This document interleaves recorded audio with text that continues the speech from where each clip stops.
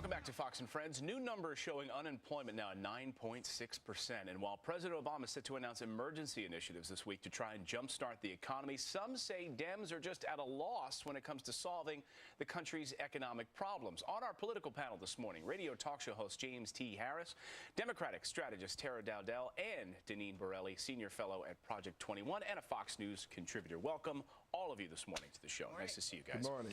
Tara, let me start with you. We've said that in the intro, at a loss, or Democrats at a loss. They have to go back to their home districts right now. We have 2 months until the election to hang their hat on some project. A lot of these projects aren't popular with the American people.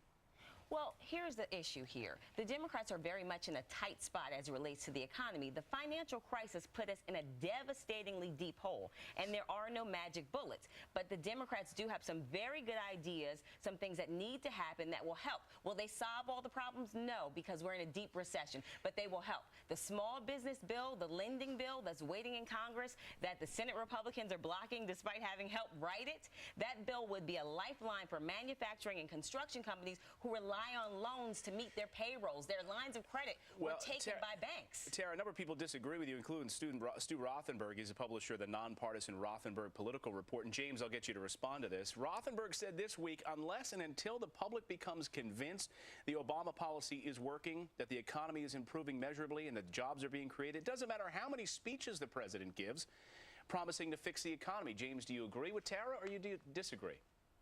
I disagree with Tara, actually. The country has no confidence whatsoever in the administration, and I think that it's high time that people agree that Keynesian economics doesn't work.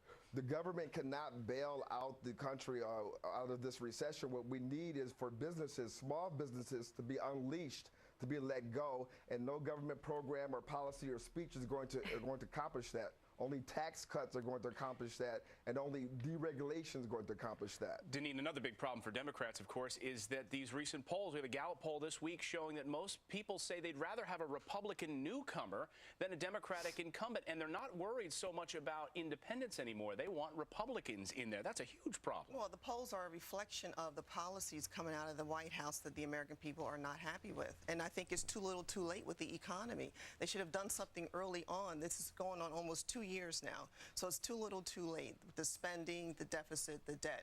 Unemployment keeps going up, and he had a almost $800 billion stimulus bill, which didn't stimulate anything. It just bailed out states. It might be too little too late, Tara. We're going to have you respond. We're going to talk back with our panel in a second. The president waiting now to do this middle-class bill, even despite what the Republicans have done 20 months into his administration. Next with our panel, young voters helped put President Obama and Democrats in office, but now that none of them can find jobs, they're going back home and living with mom and dad after college. A new poll finds they're leaving the party. So what this means for November also. Then big changes to Craigslist this morning. The controversial section that the website is now shutting down when we come back.